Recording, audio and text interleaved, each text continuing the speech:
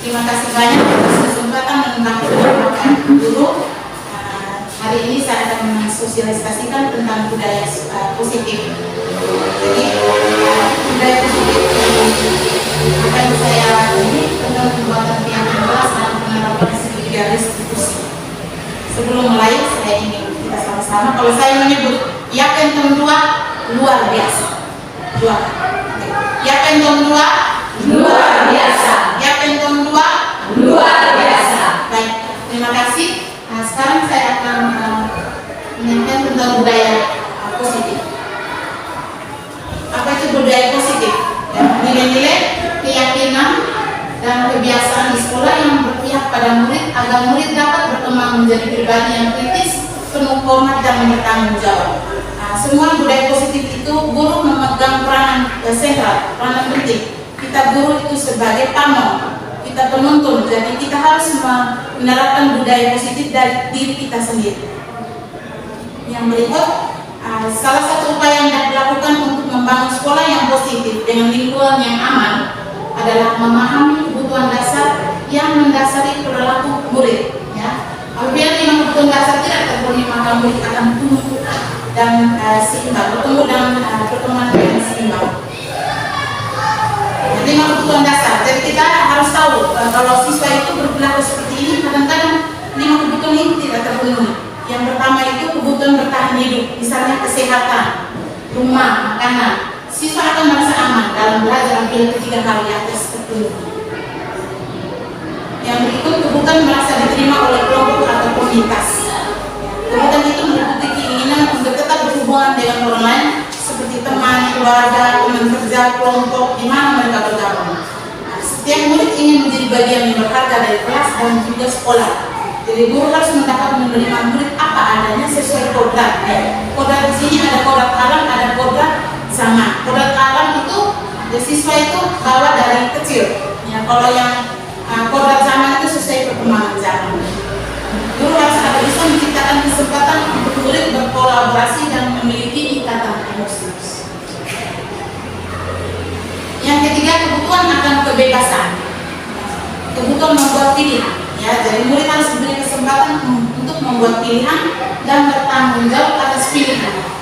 Kebebasan bukan berarti membiarkan mereka melakukan apa saja yang mereka mau. Kebebasan berarti mereka bebas untuk membuat pilihan, menyuarakan pendapat mereka dengan percaya diri, memberikan kesempatan untuk mencoba hal-hal baru. Itu kebebasan, tapi tidak sebebas-bebasnya mereka melakukan sesuatu itu. Yang berikut, kebutuhan akan kesenangan. Jadi siswa kalau dalam pembelajaran dia merasa tidak nyaman atau tidak senang, pasti menerima pelajaran itu dia akan acuh-acuh dan sebagainya. Jadi kebutuhan akan kesenangan itu kebutuhan murid akan merasa senang di kelas. Sebagai guru, kita harus memasukkan kegiatan pembelajaran yang menyenangkan dalam kelas. Yang kelima, kebutuhan akan penguasaan. Setiap murid memiliki kebutuhan untuk merasa kompeten, diakui pencapaian dan keterampilan, didengar dan memiliki rasa dihargai. Ya, mereka sebaiknya diberi kesempatan untuk membuat keputusan yang penting dalam hidupnya dan tidak merasa dikontrol oleh sistem sekolah.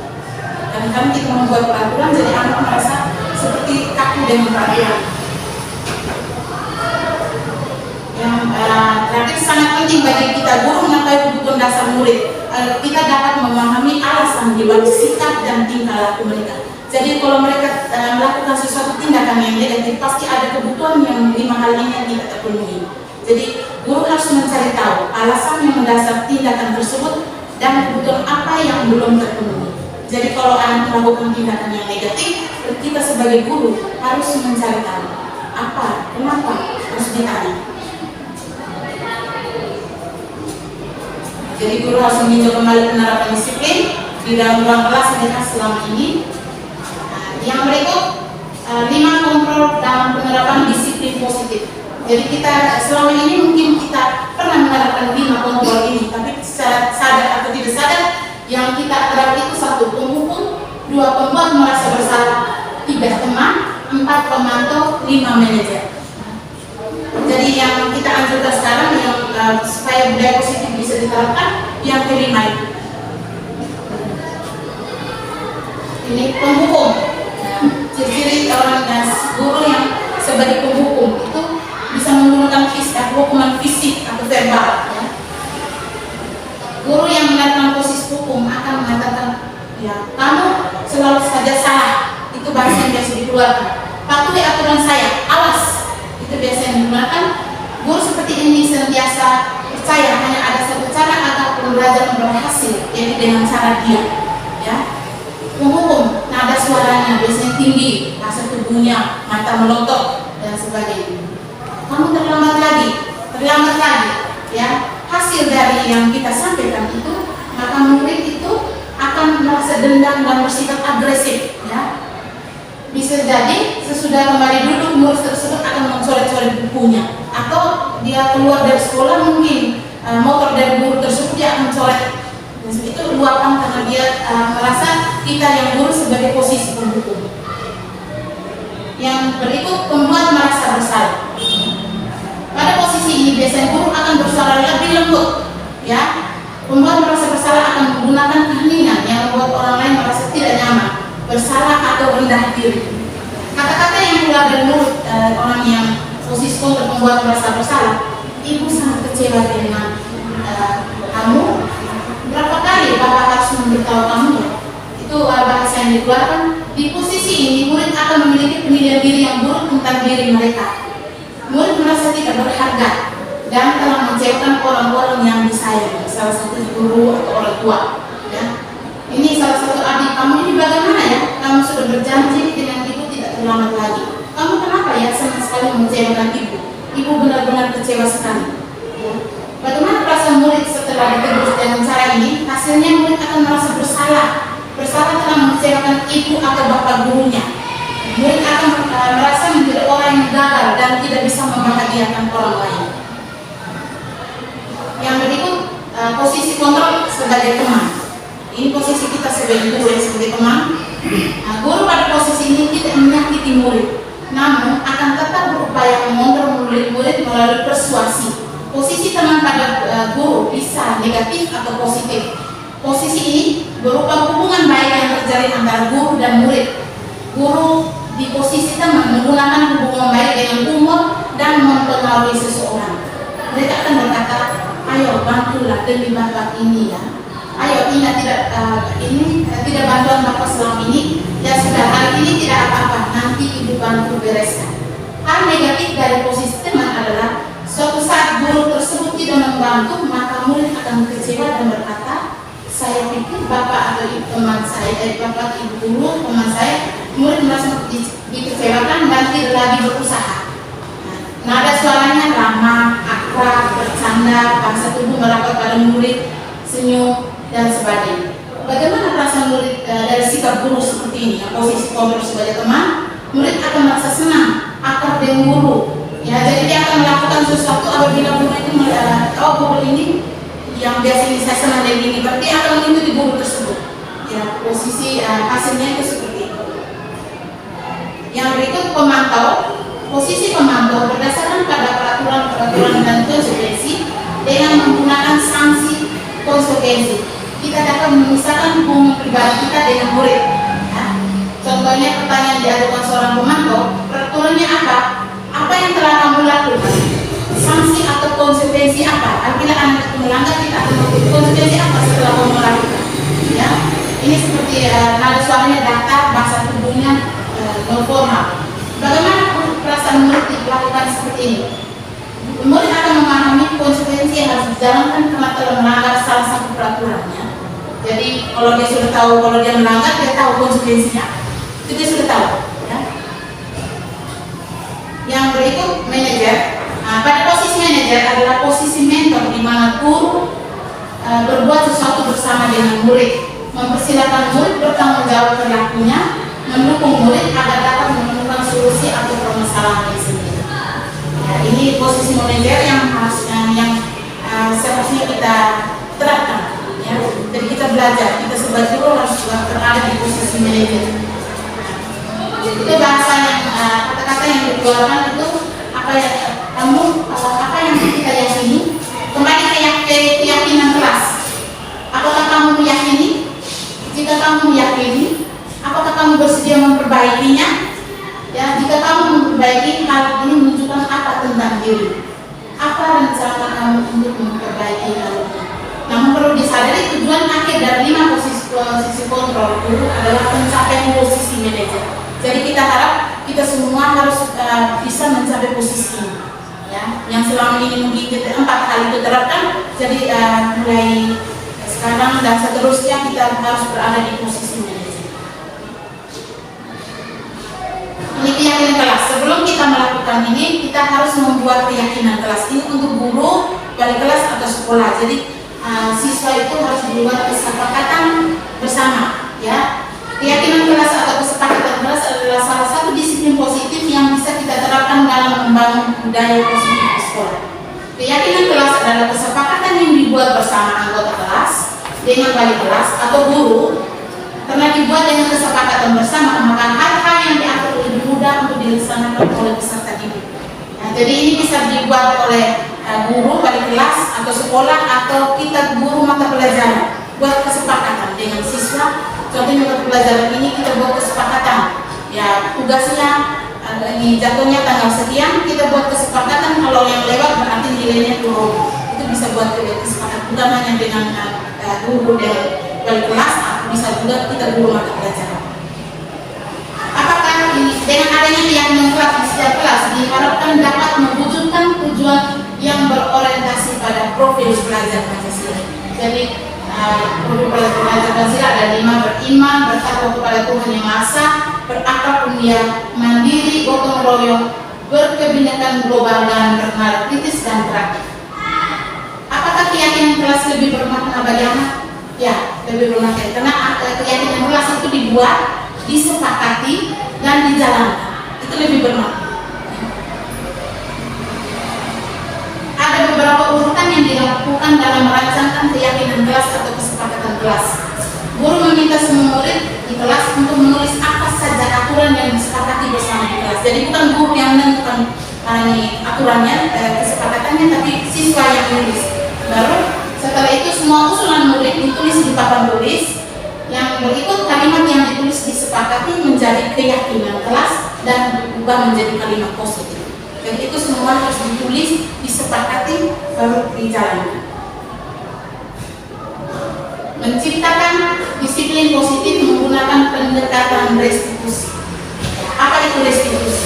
Jadi kalau kita sudah buat kesepakatan, apabila anak melanggar, maka kita terapkan segitiga restitusi.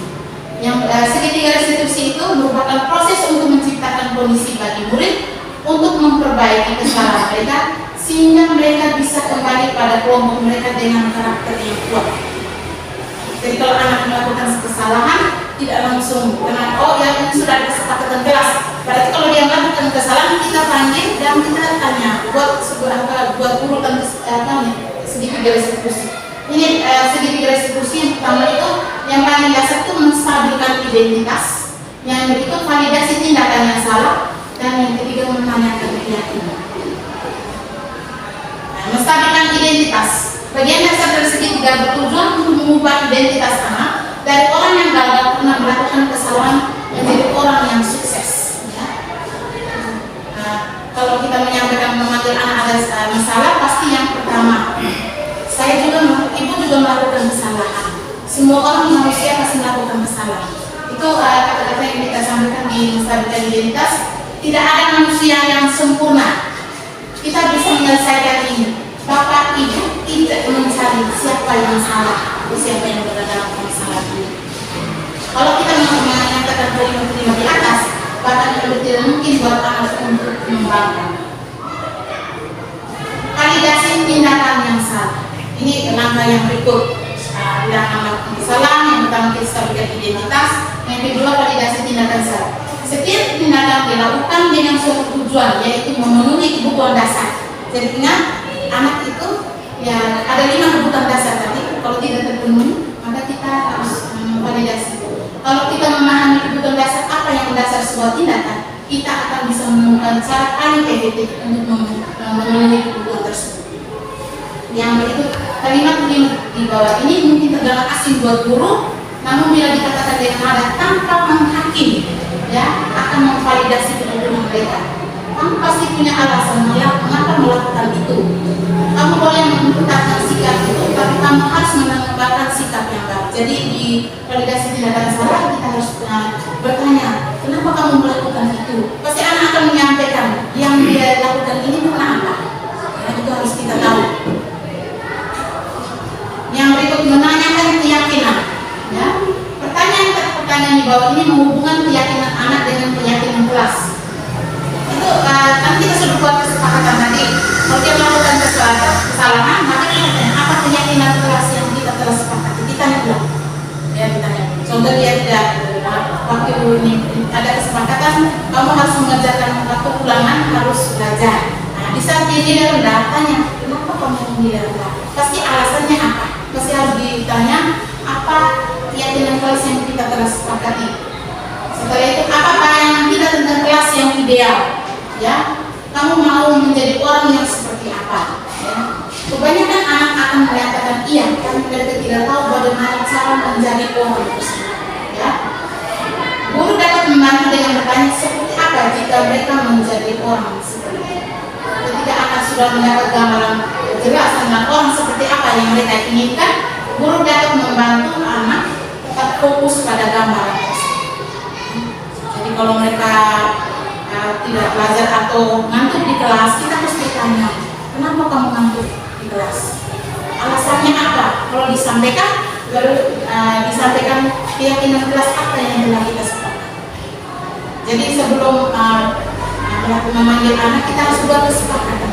Supaya anak tahu, oh kita di kelas tidak boleh buat apa, tidak boleh melakukan melanggar apa.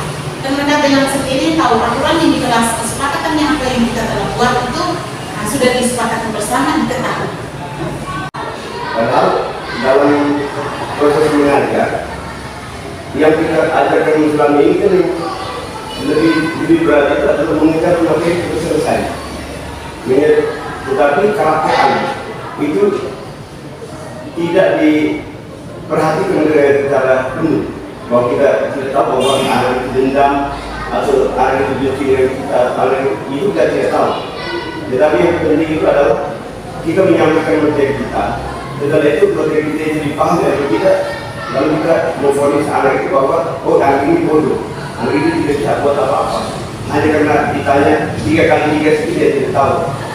Tetapi selama ini kan mungkin satu hal yang perlu kita refleksikan itu adalah kita jangan memberikan suatu bentuk karakter yang betul-betul membuat anak itu paham bahwa hidup ini penting, tetapi kita lebih fokus pada pengetahuan. Tapi karakter itu kita tidak terlalu perhatikan. Jadi kadang-kadang sebagai seorang guru, kadang-kadang kita lebih mengejar materi untuk selesai ketimbang sikap dan tingkah laku anak di dalam. Jadi saya dengan adanya materi ini saya berpikir bahwa kita harus juga merubah metode belajar kita. Paling kurang guru itu adalah salah satu BP, bukan hanya guru BP konselor, tetapi termasuk guru juga termasuk salah satu konselor, yaitu kita harus menerapkan waktu sekian menit untuk membina karakter sebelum masuk pada pengetahuan, sehingga keduanya berjalan sekali. Jadi antara karakter dan pengetahuan itu berjalan berbareng, sehingga tidak hanya pengetahuan yang termasuk ke dalam otak anak, tetapi yang kita ubah juga termasuk cara hidup dan mulai dari lingkungan sekolah, di rumah, dan juga di masyarakat. Sehingga apa yang kita harapkan dalam dunia pendidikan itu lebih mengarah pada karakter anak yang lebih baik. Bukan hanya anak pintar, tetapi anak yang pintar dan berkarakter.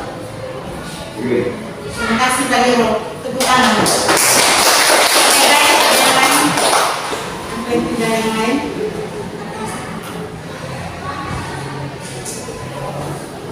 Baik, terima kasih. Ini hal yang luar biasa yang hari ini saya dapat.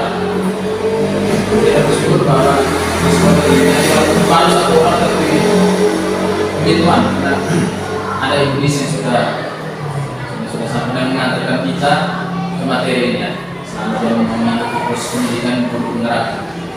memang setelah kita menyaksikan apa yang disampaikan, apa yang dipaparkan oleh Idris, ternyata banyak hal yang kita kurang.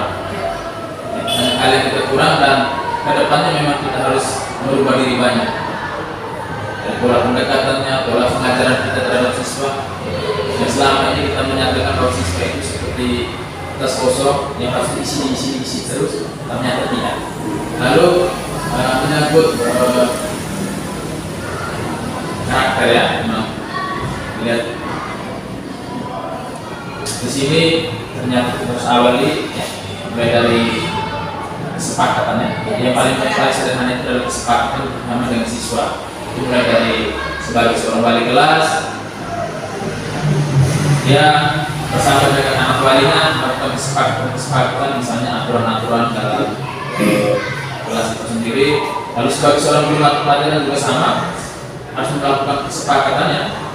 Contoh, kalau tidak kita tugas berarti apa kesepakatannya, apa organisasinya. Tidak mengikuti ujian, ya, ulangan harian atau itu seperti apa kesepakatannya. Begitu juga sampai dengan tingkat yang paling lebih, yang paling atas itu tingkat sekolah. Misalnya kita membuat aturan sekolah, itu juga yang paling bagusnya mungkin kita bersama dengan siswa, kita sama-sama duduk lalu melakukan kesepakatan. Sehingga di situ kita bisa menghasilkan sebuah aturan yang ternyata itu sudah disepakati oleh kita semua, baik guru juga siswa. Kita sama-sama melakukan kesepakatan. Kami mungkin untuk sementara sekian dulu. Terima kasih. Terima kasih. Baik, terima kasih untuk Pak Kipsek.